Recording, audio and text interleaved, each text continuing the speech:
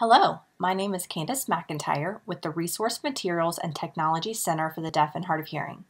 And today we're going to talk about how to use Streamer as a captioning option in a virtual platform. Although this tutorial is showing how to use an auto-generated captioning platform, as a reminder, auto-generated captions do not provide equal access to those who may need a professional quality captioning option. Accessibility is mandated and expected by state and federal agencies for supporting listeners who may not be able to fully access auditory information.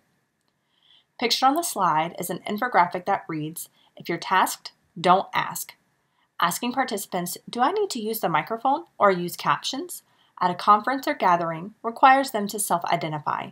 Some people won't admit to needing this accommodation. State and federal agencies are tasked, see required, to provide access as per ADA and Sections 504 and 508 of the Rehabilitation Act.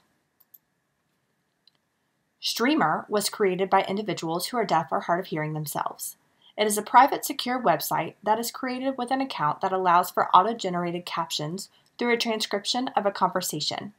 There are note-taking and translation capabilities. It can be used in a variety of settings. For the purpose of this tutorial, we will show you how to use Streamer as a captioning option for virtual teaching. So let's get started. First, you open your browser and you type in streamer.center. You click on the More Info tab on the top right-hand corner. This will take you to where you can sign up to start your free 30-day trial. Once you have signed up and started your trial, you can log in using your credentials, and it'll take you to your room. I created my room to be RMTC-DHH. Here I can click on the microphone button on the bottom left-hand corner.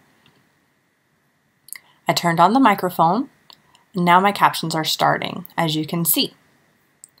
I can type in phrases, and the students can as well. They can click on I didn't hear it or I don't understand. As a teacher, I can say, this is the deadline. So I click the deadline option phrase, and I'm going to click send.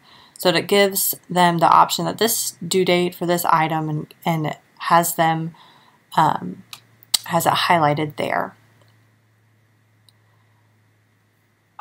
To use this when you're sharing your screen in a virtual platform, if you're teaching virtually, you can have your screen be split screen, where you can put the streamer on one side and have whatever you're sharing on the other side. So I had a readworks.org article poem up where I wanted us to read through it together and discuss it as a class. This has my captions on the one side and the article on the other, keeping the accessibility open. At the end, I can download my transcript as a text file, and I can include a summary.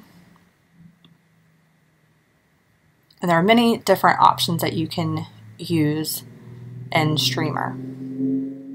But that's it. Thank you for watching this tutorial.